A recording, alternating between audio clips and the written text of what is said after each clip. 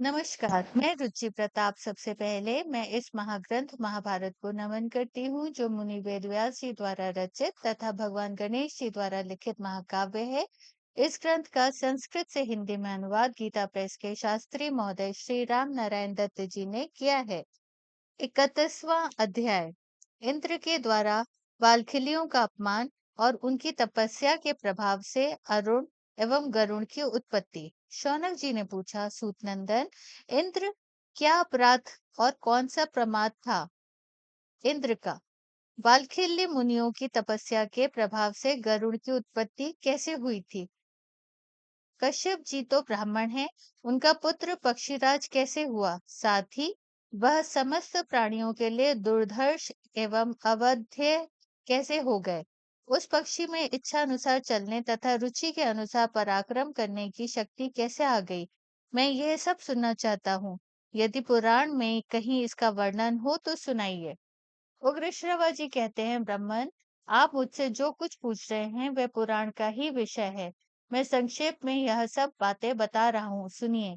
कहते हैं, प्रजापति कश्यप जी पुत्र की कामना से यज्ञ कर रहे थे। उसमें ऋषियों, देवताओं तथा गंधर्वों ने भी उन्हें बड़ी सहायता दी। उस यज्ञ में कश्यप जी ने इंद्र को समिधा लाने के काम पर नियुक्त किया था। वाल्खिली मुनियों तथा अन्य देवगणों को भी यही कार्य सौंपा गया था।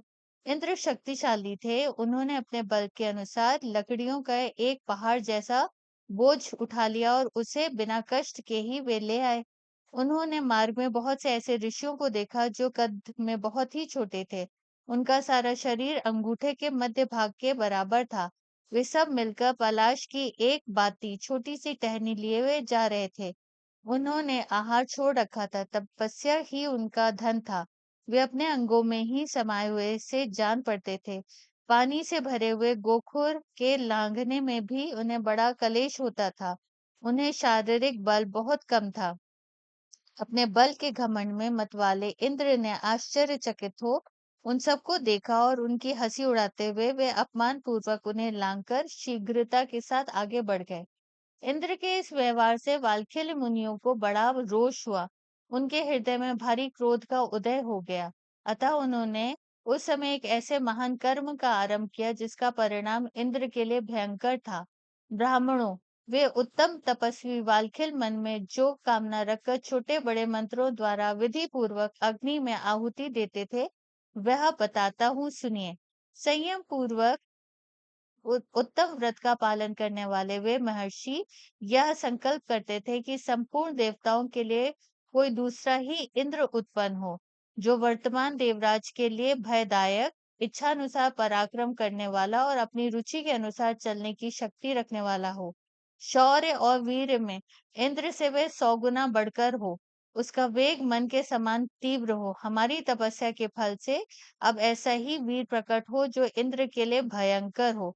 उनका यह संकल्प सुनकर 100 यज्ञों का अनुष्ठान पूर्ण करने वाले देवराज इंद्र को बड़ा संताप हुआ और वे कठोर व्रत का पालन करने वाले कश्यप जी की शरण में गए। देवराज इंद्र के मुख से उनका संकल्प सुनकर प्रजापति कश्यप वाल्खिलियों के पास गए और उनसे उस कर्म की सिद्धि के संबंध में प्रश्न किया। सत्यवादी महर्षि वाल्खिलियों ने हाँ, ऐसी ही बात है कहकर अपने कर्म की सिद्धि का प्रतिपादन किया। तब प्रजापति कश्यप ने उन्हें सांत्वना पूर्वक समझाते हुए कहा, तपोधनो, ब्रह्मा जी की आज्ञा से पुरंदर तीनों लोकों के इंद्र बनाए गए हैं और आप लोग भी दूसरे इंद्र की उत्पत्ति के लिए प्रयत्नशील हैं। संत महात्माओं, आप ब्रह्मा जी का वचन मिथ्या ना करें। साथ ही मैं यह भी चाहता हूँ कि आपके द्वारा किया हुआ यह अभीष्ट संकल्प भी मिथ्या ना हो। अतः अत्यंत बल और सत्व गुण से संपन्न जो यह भावी पुत्र है, वह पक्षियों का इंद्र हो। देवराज इंद्र आपके पास याचक बनकर आए हैं, आप इन पर अनुग्रह करें। महर्षि कश्यप के ऐसा कहने पर तपस्या के धनी वाल्खिल मुनि उन मुनि श्रेष्ठ प्रजापति का सत्कार करके बोले। वाल्खिलियों ने कहा, प्रजापति, तुम सब लोगों का यह अनुष्ठान इंद्र के लिए हुआ था और आपका यह यज्ञ समारोह संतान के लिए अभीष्ट था। अतः इस फल सहित कर्म को आप ही स्वीकार करें और इसमें सबकी भलाई दिखाई दे वैसा ही करें। उग्रश्रवा जी कहते हैं, उसी समय शुभ लक्षण दक्ष कन्या कल्याणमयी विंता देवी, जो उत्तम यश से सुशोभित थी, पुत्र की कामना से तपस्या पूर्वक ब्रह्मचर्य व्रत का पालन करने लगी। ऋतुकाल आने पर जब वह स्नान करके शुद्ध हुई, तब अपने स्वामी की सेवा में गई। उस समय कश्यप जी ने उनसे कहा, देवी, तुम्हारा यह अभीष्ट समारंभ अवश्य सफल होगा। तुम ऐसे दो पुत्रों को जन्म दोगी जो बड़े वीर और तीनों लोकों पर शासन करने की शक्ति रखने वाले होंगे। वाल्किलियों की तपस्या तथा ऐसे संकल्प से तुम्हें दो परम सौभाग्यशाली पुत्र प्राप्त होंगे, जिनकी तीनों लोकों में पूजा होगी। इतना कहकर भगवान कश्यप ने पुनः विंता से कहा, देवी, यह गर्भ महान अभ्युदयकारी होगा, अतः इसे सावधानी से धारण करो। तुम्हारे ये दोनों पुत्र संपूर्ण पक्षियों के इंद्र पद का उपभोग करेंगे। स्वरूप से पक्षी होते हुए भी इच्छा अनुसार रूप धारण करने में समर्थ और लोक स्वाभाविक वीर होंगे। विंता से ऐसा कहकर प्रसन्न हुए प्रजापति ने शतक्रुत इंद्र से कहा, पुरंदर, ये दोनों महापराक्रमी भ्राता तुम्हारे सहायक होंगे। तुम्हें इनसे कोई हानि नहीं होगी। इंद्र, तुम्हारा संताप दूर हो जाना चाहिए। देवताओं के इंद्र तुम्ही ही बने रहोगे।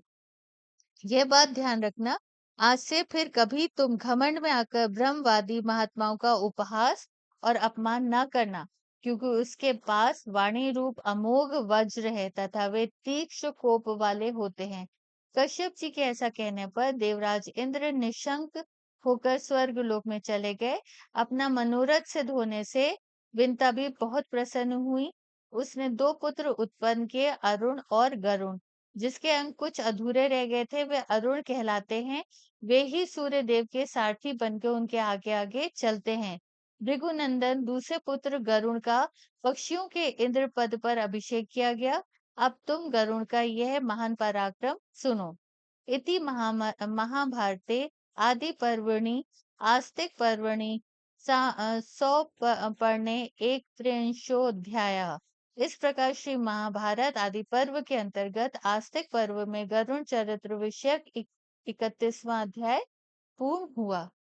नमस्कार।